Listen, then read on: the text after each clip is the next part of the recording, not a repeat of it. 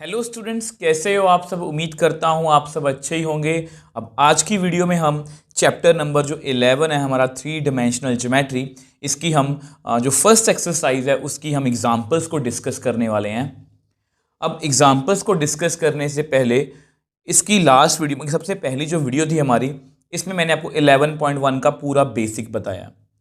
अगर आपने वो वीडियो देखी है बहुत अच्छी बात है, आपको एग्जाम्पल्स बहुत अच्छे से समझ में आएंगी। अगर आपने वो वीडियो नहीं देखी तो मैं आपसे यही रिक्वेस्ट करूँगा कि पहले प्लीज़ वो वीडियो आप देख के आओ, उससे आपको एक एक बात क्लियर हो जाएगी। अगर मैं आपको ऊपर ऊपर से बताना चाहूँ तो मैंने कुछ आपको ये बताया था कि लाइन के दो सेट ऑफ डायरेक्शन को साइंस होते हैं। वेक्टर का एक ही होता है, लाइन के दो होते हैं, फिर लाइन दोनों तरफ की उसकी डायरेक्शन होती है। तो ये मैंने आपको समझाया था कि किस तरह से डायरेक्शन को साइंस या डायरेक्शन रेशियोज हम कैलकुलेट करते हैं।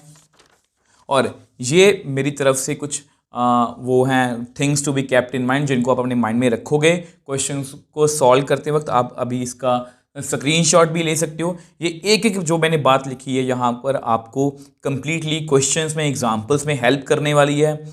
किसी भी लाइन के दो सेट ऑफ डायरेक्शन को साइंस होते हैं, इनफाइनाइट डायरेक्शन रेशियोज होते हैं। डायरेक्शन को साइंस से हम डायरेक्शन रेशियो में कैसे जा सकते हैं, डायरेक्शन रेशियो से हम डायरेक्शन को साइंस में कैसे जा सकते हैं। अगर दो लाइंस पैरेलल हैं तो डायरेक्शन को साइंस सेम होते हैं और उनके डायरेक्शन रेशियोज प्रोपोर्शनल होते हैं। बहुत कुछ ऐसा मैंने बताया आपको। और ये सब बातें ना देखो, ये सब बातें एनसीईआरटी में नहीं होती, उनमें बीच बीच में कुछ लिखा रहता है। तो मैं उन सबको समराइज करके आपको इजी वे में हमेशा बताने की कोशिश करता हूँ। देखो, मैं आपको हमेशा बोलता हूँ सल्यूशन आपके पास बहुत सारी ऑप्शन हैं, आप कहीं पर भी जा सकते हो। बहुत सारी ऑप्शंस आपको यूट्यूब पे मिल जाएंगी कि आप कहीं पर भी ये सल्यूशन देख सकते हो। बट मेरा हमेशा वे ये रहता है कि आपके सामने बहुत सारी चीज़ें हैं, तो मैं हमेशा उन चीज़ों को, बस चीज़ें मुझे भी वही सिखानी है जो आप कहीं और से भी सीख सकते हो। बट मैं उसको थोड़ा सा ऑर्गेनाइज वे से सिखाने की कोशिश करता हूँ। मैं कोशिश करता हूँ कि चीज़ों को जितना सिंपल से सिंपल मैं रख सकूँ, ताकि आप उसको ईजिली जो है वो डाइजेस्ट कर पाओ, मतलब समझ पाओ। तो एक अच्छे मन से, एक पॉजिटिव मन से आज की वीडियो को शुरू करते हैं। अब देखो, आज की वीडियो की ये हमारी फर्स्ट एग्जांपल है। If a line makes angle 90 degree, 60 degree, 30 degree with positive direction of X, Y and Z axis respectively, then find its direction cosines.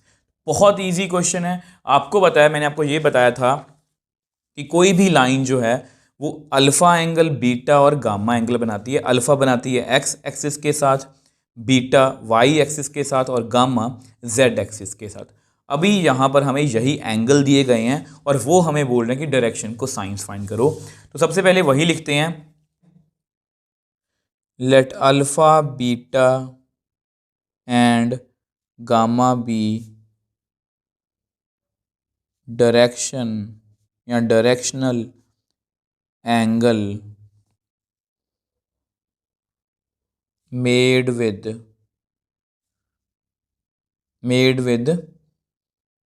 positive direction of x, y and z axis. ठीक है, तो यहाँ पर alpha कितना हुआ 90 degree, beta कितना हुआ 60 degree और गामा कितना हुआ 30 डिग्री। अब आपको पता है, वी नो एल कितना होता है कॉस अल्फ़ा, मतलब कॉस 90 मतलब ज़ीरो। कॉस 90 कितना होता है ज़ीरो, ये तो आपको पता ही है कॉस 90 कितना होता है ज़ीरो।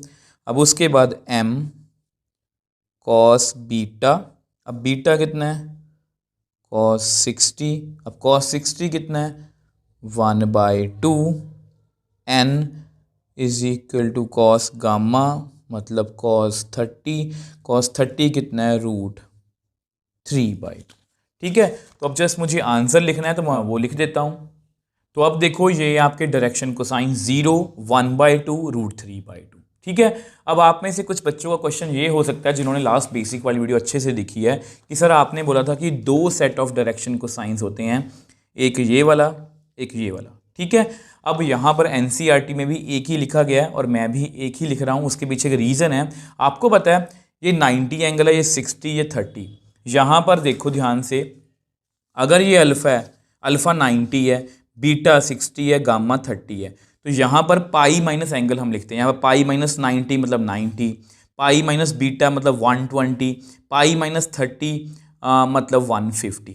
तो उसकी हम वैल्यू कैलकुलेट करेंगे। बट क्योंकि यहाँ पर हमें सिर्फ एक ही एंगल दिया गया, तो मैं एक ही एंगल के विद रिस्पेक्ट टू मैं डायरेक्शन को साइंस लिख रहा हूँ। बट अगर आपको कैलकुलेट करना ही हो, आपको पता है इन दोनों में सिर्फ माइनस का डिफरेंस होता है। आप देख भी सकते हो ये एल की वैल्यू कितनी है, ये वाली और ये यहाँ पर, ये सिर्फ माइनस का डिफरेंस है। तो अगर आपको सिर्फ लिखना हो, मैं जस्ट आपकी नॉलेज के लिए लिख देता हूँ। अब देखो, ये जस्ट मैंने आपकी नॉलेज के लिए लिखा है कि अगर आपको देखो पेपर में अगर आपको ये क्वेश्चन आएगा तो आप यहाँ पर लिख के आ सकते हो, ये बिल्कुल एक्यूरेट है। बट अगर आपको पूछा गया कि इसके दोनों सेट्स लिखो, आपको पता है डायरेक्शन को साइंस के दो सेट्स होते हैं। अगर आपको कहा गया कि दोनों सेट्स लिखने हैं, तो आपने एक को कैलकुलेट करना है, दूसरे के आगे माइनस लगाना है। जीरो के आगे मैंने माइनस नहीं लगाया, -1/2 -√3/2। बट ये क्वेश्चन का पार्ट नहीं है, ये जस्ट मैंने आपको नॉलेज के लिए बताया। तो इस तरह से आप किसी भी क्वेश्चन को सॉल्व कर सकते हो। सो नेक्स्ट एग्जाम्पल सेकेंड की बात करते हैं। If a line has direction ratios 2, -1, -2, determine it's direction cosines. तो अगर आपने लास्ट बेसिक्स वाली वीडियो अच्छे से देखी है, आपको पता है इसका डायरेक्टली आंसर हमें पता है। तो मैंने आपको बताया था things to be kept in mind. अगर हमें डायरेक्शन रेशियो से डायरेक्शन कोसाइंस निकालने हैं, तो x/x², y² z² √y/this z/this। अब डायरेक्शन रेशियोज हमें गिवन है, तो हम डायरेक्टली निकाल सकते हैं। तो यहाँ पर मैं लिख लेता हूँ, late x = 2, y = -1, z = -2 are direction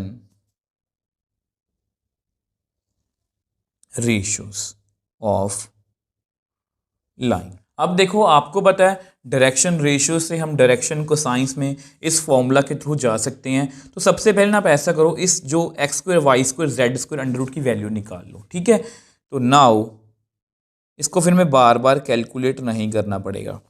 x² y² + z² under root, ठीक है। x की वैल्यू कितनी है, 2 का स्क्वायर -1 का स्क्वायर -2 का स्क्वायर अंडर रूट, ठीक है। तो ये वैल्यू मैं निकाल लेता हूँ। तो which implies x² + y² + z² under root 4 + 1 + 4, ठीक है। तो कितनी आ गई, √9। अब √9 को मैं लिख सकता हूँ 3। अब इसकी वैल्यू मैंने कैलकुलेट कर ली है। अब आपको पता है नाउ L मतलब डायरेक्शन को साइन की वैल्यू कितनी होती है, x/x² + y² + z²। अब x की वैल्यू है 2, इसकी वैल्यू है 3।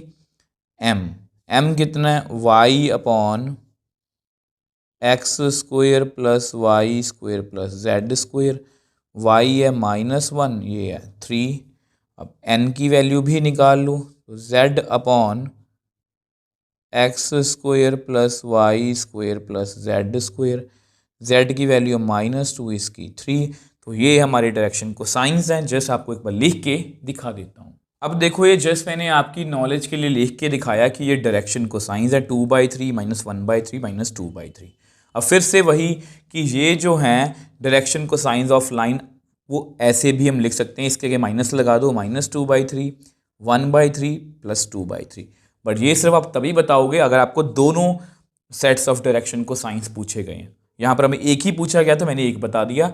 अगर आपको जरूरत रहे तो आप बता सकते हो, अदरवाइज इसकी कोई भी जरूरत नहीं है, ठीक है। क्वेश्चन के ऊपर डिपेंड करता है कि हमें किस तरह से अपना जो आंसर है वो करना है। सो नेक्स्ट एग्जाम्पल थर्ड की बात करते हैं। अब ये एग्जाम्पल भी बहुत ईजी है। इसका सोल्यूशन या इसको भी मैं पहले ही आपको बेसिक वाली वीडियो में एक्सप्लेन कर चुका हूँ। यहाँ पर लिखा गया find direction cosines of line passing through 2 points -2 4 -5 1 2 3। अब देख लो, यहाँ मैंने पहले लिखा हुआ है direction cosines and direction ratios of line passing through 2 points. तो ये इस तरह से भी कर सकते हो, इस तरह से भी कर सकते हो। तो सबसे पहले ऐसा कर लो, लेट ए पॉइंट लिख लो -2 4 -5 and B 1 2 3 be any two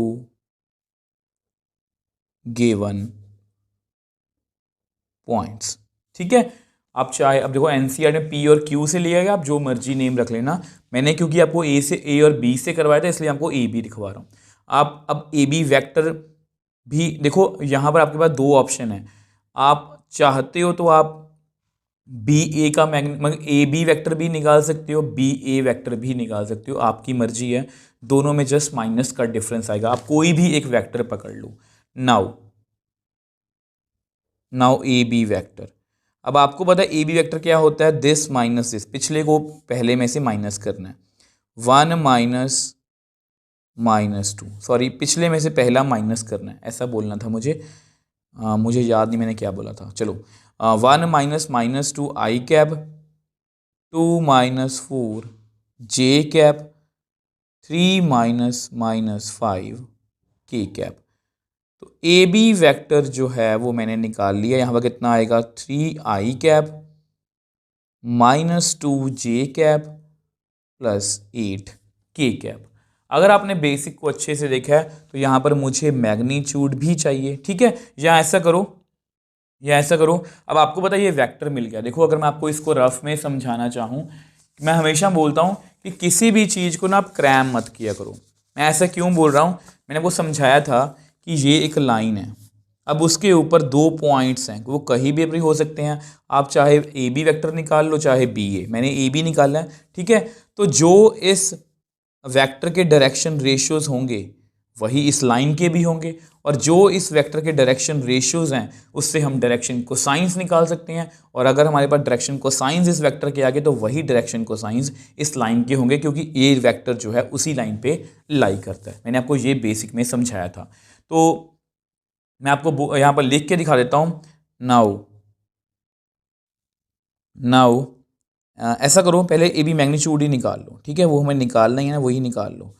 आई के कॉफिशिएंट का स्क्वायर, जे के कॉफिशिएंट का स्क्वायर, के कॉफिशिएंट का स्क्वायर अंडर रूट। यहाँ कितना आएगा, 9 + 4 + 64। ठीक है, तो यहाँ पर फिर कितना आएगा, 68 77, 68 और 9 77 √77। अब आपको पता है डायरेक्शन रेशियोज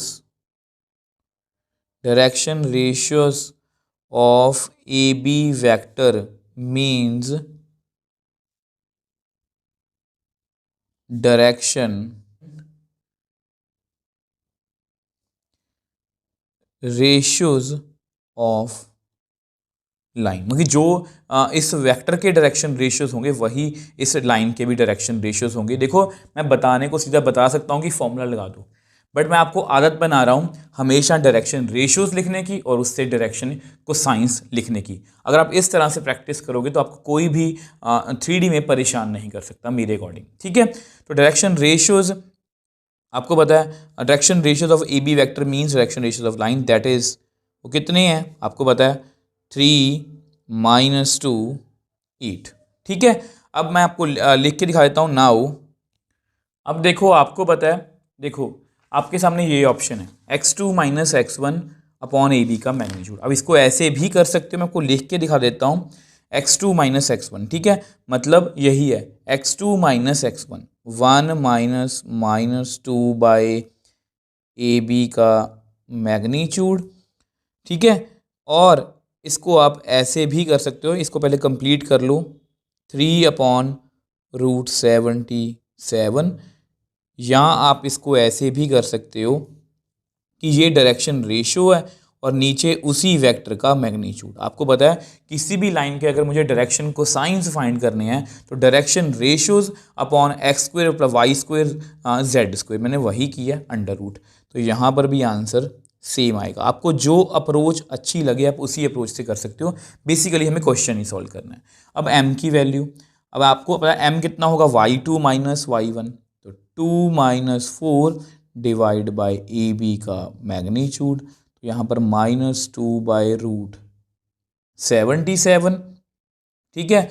और ये आप ऐसे भी कर सकते हो, m इज इक्वल टू, यहाँ पर कितना है -2 और ए बी का मैग्नीट्यूड। ये दो तरीके बताने का रीज़न यही है कि आपको जैसे आप कंफर्टेबल हो ना, कुछ बच्चे इस तरह के मेथड में कंफर्टेबल होते हैं, कुछ डायरेक्टली फॉर्मूलास में ज़्यादा बिलीव करते हैं। मैं आपको दोनों चीज़ें बता रहा हूँ, ठीक है।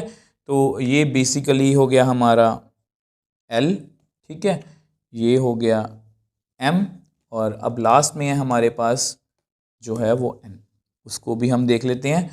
तो N कितना आएगा, YZ2 - Z1, नीचे ए बी का मैग्नीट्यूड, तो कितना आ गया 8/√77। इसको आप ऐसे भी कर सकते हो कि यहाँ पर डायरेक्टली वैल्यू कितनी है, 8/AB का मैग्नीट्यूड 8/√77। तो अब ये आपके 3 डायरेक्शन को साइंस हमने बहुत इजीली फाइंड कर लिए। अब इसमें भी मैं आपको वही लिख के दिखा देता हूँ और लास्ट में बता देता हूँ कि इसके हम एक सेट और भी लिख सकते हैं, हमेशा की तरह जिस तरह से मैंने आपको हर एक एग्जाम्पल में बताया। तो अब देखो यहाँ पर मैंने आपको लिख के दिखाया कि ये डायरेक्शन को साइंस है 3/√77 -2/√77 8/√77। बहुत इजी क्वेश्चन था। अब इसके भी दो सेट ऑफ डायरेक्शन को साइंस हो सकते हैं, आपको पता है। हम ए बी की जगह बी ए वेक्टर भी ले सकते हैं, मैग्नीट्यूड को फ़र्क नहीं पड़ेगा बट इसकी डायरेक्शन को फ़र्क पड़ेगा। तो यहाँ पर माइनस आएगा, यहाँ पर प्लस, यहाँ पर माइनस। तो इस तरह से हमने इस क्वेश्चन को बहुत ईजिली सॉल्व कर लिया। सो नेक्स्ट एग्जाम्पल 4th की बात करते हैं। अब ये जो एग्जाम्पल है थोड़ी सी टेक्निकल है और ये आपको डायरेक्टली MCQs में पूछी जा सकती है कि देखो यहाँ पर क्वेश्चन क्या है हमारा, फाइंड डायरेक्शन को science of x, y and z axis. मतलब वो आपको x एक्सिस के डायरेक्शन को साइंस से डायरेक्टली पूछ सकते हैं, y एक्सिस के या z एक्सिस के। तो टेक्निकल क्वेश्चन इसलिए बोल रहा हूँ क्योंकि ये चीज़ें अगर आपको याद भी कर लोगे, आपको तो ये एज ए फॉर्मूला भी अगर आप इसको याद कर लोगे तो भी आपको कहीं ना कहीं पर ये काम आ सकती हैं। तो देखो इसको मैं इस तरह से समझाने की कोशिश करूंगा। देखो हमें x, y और z एक्सिस के डायरेक्शन को साइंस फाइंड करने हैं। तो ऐसा करते हैं, पहले जो कोऑर्डिनेट सिस्टम है हमारा वो बना लेते हैं। अब देखो ये आपका कोऑर्डिनेट सिस्टम है, ये x एक्सिस है, ये y और ये z, ठीक है। अब वो कैसे फाइंड करेंगे, देखो इसको फिर से मैं अगर बताना चाहूँ तो 1 मिनट में बता सकता हूँ कि इसका आंसर इतना इतना आएगा, बट मुझे आपको थोड़ा सा डिटेल में बताना है ताकि आप इसके पीछे का जो कंसेप्ट है वो समझ पाओ। देखो हमने डायरेक्शन को साइंस लाइन के फाइंड किए थे, ठीक है। देखो डायरेक्शन को साइंस हमें x, y और z एक्सिस के फाइंड करने हैं, हमने इससे पहले लाइन के फाइंड किए थे। बेसिकली अगर हमें ये तीनों एंगल पता लग जाएं, अल्फा, बीटा और गामा, तो हमारा काम हो जाएगा। तो यहाँ पर लाइन के डायरेक्शन को साइन फाइंड करने के लिए मैंने एक OP वेक्टर उस पर सपोज कर लिया था कि OP एक वेक्टर है। तो अब मैं क्या करने वाला हूँ, अब मुझे x एक्सिस के मतलब इस वाले पार्ट के डायरेक्शन को साइन फाइंड करने हैं, तो मैं इसके ऊपर कोई वेक्टर मान लूँगा, इसके ऊपर कोई वेक्टर मान लूँगा। इसके ऊपर जो वेक्टर मानने से मेरा फ़ायदा क्या होगा कि मुझे पहले से पता रहेगा। देखो अगर मैं आपको रफली समझाना चाहूँ तो ये x एक्सिस आपको पता है ऐसे ना हो कि बेसिकली ऐसे होती है, अगर आप देख रहे हो तो ये तो आपको पता ही है कि y और z में एंगल 90 होता है, y और x में एंगल 90 होता है, x और z में एंगल 90 होता है। तो मुझे एंगल ऑलमोस्ट पहले से पता है, जस्ट मैं आपको करने का तरीका बता रहा हूँ किस तरह से हम करेंगे। तो पहले मैं आपको लिख के बता देता हूँ। अब देखो ये जस्ट मैंने आपकी नॉलेज के लिए लिखा है कि लेट OP कोई वेक्टर है x एक्सिस के ऊपर, ठीक है। अगर ये OP वेक्टर मैंने मान लिया, इसके बिना भी काम चल सकता था, मैंने जस्ट यहीं से आपको जोड़ने की कोशिश की है जहां से मैंने स्टार्ट किया था, जिस तरह से मैंने स्टार्ट किया था। तो OP वेक्टर है x एक्सिस के ऊपर। अब आपको पता है x एक्सिस जो है y एक्सिस के साथ कितना एंगल बना रही है, 90, ठीक है, 90, और z एक्सिस के साथ भी 90। मतलब ये जो OP वेक्टर है इन दोनों के साथ 90 एंगल बना रहा है। और क्योंकि OP खुद x एक्सिस के ऊपर है तो x एक्सिस, देखो मैं फिर से अगर आपको समझाने की कोशिश करूं, अल्फा क्या होता है, जो कोई भी वेक्टर या लाइन x एक्सिस के साथ एंगल बनाता है। तो x एक्सिस अपने साथ कितना एंगल बनाएगा, कोई वेक्टर एक दूसरे के ऊपर है तो वो एंगल कितना होगा, 0। तो बीटा मतलब y एक्सिस के साथ वो 90 है, गामा मतलब z एक्सिस का है वो 90 है। तो हमारे डायरेक्शन को साइंस कितने हुए फिर, therefore direction cosines of OP vector is, कितने हुए, cos 0 cos 90 cos 90, ठीक है। अब आपको पता है cos 0 1 होता है, cos 90 0 0। तो हमने डायरेक्शन को साइंस निकाल लिए। And since OP vector lies on x axis, therefore direction cosines of OP means direction cosines of x axis, that is 1 0 0। मतलब अगर ओपी वेक्टर के, देखो मैंने आपको पहले भी समझाया था, अगर ओपी वेक्टर के डायरेक्शन कोसाइंस इतने हैं तो जो उसके मतलब ये ओपी वेक्टर इसके एक्स एक्सिस के पैरेलल ही है या उसके ऊपर ही है, तो इसके डायरेक्शन कोसाइंस भी वही होंगे। मैंने आपको बेसिक में समझाया था। तो यहाँ पर कितना आ गया 1 0 0। अब सेम वे से हम वाई एक्सिस और जेड एक्सिस को भी खुद से कैलकुलेट कर लेते हैं। आप खुद भी सॉल्व कर सकते हो और बाद में वीडियो को पॉज करके मेरे साथ मैच करके देख लेना आंसर को। अब देखो सेम वही प्रोसीजर हमें रिपीट करना है। ओ क्यू वेक्टर मैंने मान लिया वाई एक्सिस के ऊपर, ठीक है। अब वाई एक्सिस जेड एक्सिस और एक्स एक्सिस के साथ 90 का एंगल ही बनाता है और खुद के साथ उसका एंगल 0 होगा। बस आपने इस बात का ध्यान रखना कि 0 किसको लेना है। अल्फा एक्स एक्सिस के साथ होता है, बीटा वाई एक्सिस के साथ। तो बीटा यहाँ पर 0 है, अल्फा और गामा क्या है 90। तो therefore direction cosines of O Q vector is कितना आएगा, cos 90 cos 0 cos 90, मतलब कितना है 0 1 0। मतलब जो ओ क्यू वैक्टर के यहाँ पर डायरेक्शन कोसाइंस आए हैं वही वाई एक्सिस के भी होंगे। तो इस तरह से हमने वाई एक्सिस के डायरेक्शन कोसाइंस को भी जो है वो निकाल लिया। सो इस तरह से वही मैंने लाइन लिखी है। देखो चाहता तो मैं सीधा यहाँ से निकल सकता हूँ कि खुद कर लेना, अपने आप कर लेना, और मैं बार बार लिख इसलिए रहा हूँ ताकि जब भी आप अपने नोट्स खोलो आप वीडियो को दोबारा मत देखो, आप अपने नोट्स से ही पहचान जाओ कि सर ने यहाँ पर हमें ये बताया था ओ क्यू वाई एक्सिस के ऊपर है, तो जितने डायरेक्शन कोसाइंस ओ क्यू के होंगे वही सेम वाई एक्सिस के भी होंगे। तो इसलिए इसके कितने आएंगे 0 1 0।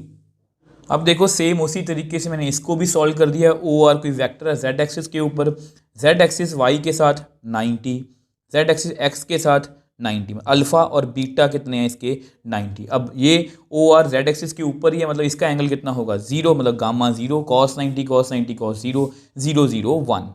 मतलब जो डायरेक्शन को साइंस ओ आर के हैं कि ओ आर उसी के ऊपर है जेड एक्सिस के ऊपर, तो मतलब जेड एक्सिस के जो डायरेक्शन को साइंस है वो भी कितने आएंगे 0 0 1। अब ये तीनों डायरेक्शन को साइंस आप याद भी रख सकते हो, और मैंने आपको इस तरह से करवाने की कोशिश की है कि आप लॉजिक भी समझ पाओ कि किस तरह से ये एंगल काम करते हैं। दूसरी बात कि आप इनको खुद से भी कैलकुलेट कर सकते हो, ये आपको किसी भी तरह से MCQs में या क्वेश्चंस में पूछा जा सकता है। सो नेक्स्ट एग्जांपल 5th की बात करते हैं। Show that the points A 2 3 -4 B 1 -2 3 and C = 3 8 -11 are collinear. अब देखो स्टूडेंट्स, ये क्वेश्चन भी हम पहले ही बेसिक्स में कर चुके हैं, तो यही फ़ायदा होता है बेसिक को पहले अच्छे से करने का। ये देखो मेरे को यहाँ बताया हुआ है, if line A B is parallel to B C and B point is common so it is possible only when A B C are collinear. ठीक है, और यहाँ पर मैंने आपको एक और बात बताई थी कि पैरेलल लाइंस के डायरेक्शन, देखो यहाँ पर लिखा हुआ है parallel line direction ratios of both lines are proportional if two lines are parallel. तो पैरेलल लाइंस के डायरेक्शन रेशियोज जो होते हैं वो प्रोपोर्शनल होते हैं। अब आप में से कुछ बच्चों के मन में ये डाउट होगा, सर हमने कोलिनियर के क्वेश्चन पहले भी किए थे। यस, हमने वेक्टर्स में ये क्वेश्चन किए थे, और मैं आपको ये कभी भी सजेस्ट नहीं करूँगा कि आप इस मेथड को क्रैम कर लो। अगर आपको ये पेपर में क्वेश्चन आता है तो आप इसको वेक्टर से भी कर सकते हो। आपको याद है यहाँ पर हम करेंगे ए बी वैक्टर, फिर बी सी वैक्टर, फिर सी ए वैक्टर, और तीनों का मैग्नीट्यूड, ए बी का मैग्नीट्यूड, बी सी का मैग्नीट्यूड, सी ए का मैग्नीट्यूड। अगर कोई भी दो वेक्टर्स का मैग्नीट्यूड तीसरे के मतलब कोई भी दो वेक्टर्स के मैग्नीट्यूड का सम तीसरे के मैग्नीट्यूड के इक्वल आ जाए तो हम बोलते हैं कि वो तीनों पॉइंट्स क्या हैं कोलिनियर। ये हम वेक्टर्स में कर चुके हैं। अगर आपको ये अच्छा लगता है तो आप ऐसे कर सकते हो। यहाँ पर मुझे आपको ये मेथड इसलिए बताना है क्योंकि ये मेथड थोड़ा सा शॉर्ट है। उसमें हमें पहले एक ए बी वैक्टर, फिर बी सी, फिर सी, तीन वैक्टर निकालने पड़ेंगे, उनके मैग्नीट्यूड्स निकालने पड़ेंगे। थोड़ा सा लेंथी प्रोसेस है, बट यहाँ पर हम बहुत ईजिली इसको सॉल्व कर पाएंगे। आपने क्या करना है, सबसे पहले आपको पता है कि कोलिनियर प्रूव करवाना है तो हम पैरेलल की ओर जाएंगे। हम इसको दो पार्ट्स में डिवाइड करेंगे, ए बी और BC में। तो ऐसा करते हैं, सबसे पहले हम ऐसा करते हैं, यहाँ पर लिख देता हूँ, direction ratios of line joining AB। इन दोनों को जोड़ के जो लाइन बनेगी A और B को, उनके मैं डायरेक्शन रेशियोज फाइंड करने वाला हूँ। और अब आप बोलोगे सर डायरेक्शन रेशियोज कैसे निकालेंगे, तो ये भी आपको पता है कि direction ratios of line joining passing through 2 points कैसे होते हैं। ये ऊपर डायरेक्शन रेशियोज हैं, AB है ना, तो x2 माइनस x1, पिछले को यहाँ से क्या करेंगे, हम क्या करेंगे, डायरेक्शन रेशियोज 1 माइनस, यहाँ पर ऐसा लिख लो, डायरेक्शन रेशियोज, अगर आप वेक्टर फॉर्म में लिखना चाहते हो तो वेक्टर फॉर्म में लिख लो इसको, तो 1 minus 2 I cap minus 2 minus 3 J cap 3 minus minus 4 K cap. तो AB वेक्टर बेसिकली कितना आ जाएगा, minus I minus 5J plus 7K। तो direction ratios of line AB कितने आ गए, -1 -5 7। ठीक है, इसमें हमें कोई भी दिक्कत या परेशानी नहीं हुई। सेम वे से एक बार तो ये निकाल लिया, अब क्या करेंगे, direction ratios of line joining BC। ठीक है, अभी टाइम लग रहा है बट आपको पेपर में को टाइम लगेगा, आप डायरेक्टली निकाल सकते हो 1 माइनस 2 या सेम यहाँ पर 3 माइनस 1, क्योंकि अभी मैं आपको समझा रहा हूँ, 8 minus 2 J cap minus 11 minus 3 K cap. तो BC वेक्टर कितना आ गया, 2I plus 10J minus 14 K। तो देयरफॉर डायरेक्शन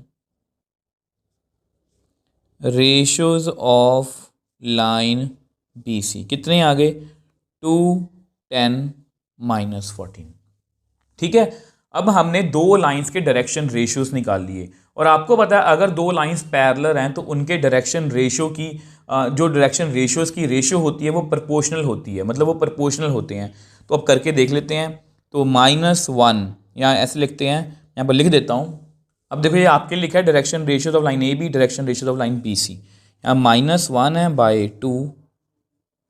अब वैसे मैं इक्वल साइन डाल रहा हूँ, वैसे आप पहले नाम मत डालना, क्योंकि देखो अभी हम चेक कर रहे हैं, ये कुछ ऐसा है, तो दिस अपॉन दिस मैं प्रोपोर्शनल करके देख रहा हूँ क्या प्रोपोर्शनल है या नहीं। अब आपको बताइए कट हो जाएगा, यहाँ 1 आएगा, यहाँ पर 2, यहाँ पर 1 आएगा, यहाँ पर 2। तो अगर आप ध्यान से देखो, कितना आंसर आ गया, -1/2 -1/2 -1/2। Therefore direction ratios of line AB and BC are proportional. ठीक है, इनके डायरेक्शन रेशियोज क्या हैं, प्रोपोर्शनल हैं। और अगर दो लाइंस के डायरेक्शन रेशियो प्रोपोर्शनल है, therefore AB is parallel to BC। ठीक है, बट हमें कोलिनियर देखना है, बट यहाँ में लिखा हुआ है but B point is common, so it is only possible when these 3 points are collinear, but B point is common, therefore A, B, C are collinear। देखो ये इजीली हो गया, आप इसको ऐसे भी कर सकते हो, AB का मैग्नीट्यूड, BC का मैग्नीट्यूड, CA का मैग्नीट्यूड, बट उसमें थोड़ा टाइम लगेगा। यहाँ पर मैंने जल्दी कर दिया कि डायरेक्शन रेशियोज AB निकाल लिया, इन दोनों को माइनस किया, इन दोनों को माइनस किया, प्रोपोर्शनल है। तो मतलब देखो इसको, इसमें बेसिकली होता क्या है कि ये AB लाइन है, ये BC लाइन है, ये दो लाइन्स आपस में पैरेलल हैं। ठीक है, बट ये B पॉइंट कॉमन है। अगर बी पॉइंट कॉमन है, ग्राफ पे एक जगह पर दो पॉइंट नहीं हो, मतलब सेम पॉइंट दो जगह पर नहीं हो सकता, तो ये तभी पॉसिबल है जब ये लाइन यहीं पर होगी, मतलब ए बी और बी सी क्या है, एक ही लाइन में है, एक ही लाइन पर बने हुए हैं, मतलब ये तीनों पॉइंट्स क्या हैं, कोलिनियर। तो अब देख लो स्टूडेंट्स, इस तरह से हमने इस एक्सरसाइज की फुल एग्जाम्पल्स को सॉल्व कर लिया। और अगर आपने बेसिक्स को अच्छे से देखा था, आप मेरे को बताओ हमने क्या ऐसी चीज़ की है जो आपको समझ में नहीं आई थी बेसिक में और यहाँ हमने यूज़ की है। मतलब कहने का यही है, अगर आपने बेसिक्स को अच्छे से किया है तो आपको क्वेश्चंस एग्जाम्पल्स करने में कोई भी दिक्कत नहीं आई। और नेक्स्ट वीडियो में जब हम इसके क्वेश्चंस को सॉल्व करेंगे उसमें भी आपको कोई भी दिक्कत या परेशानी नहीं होने वाली।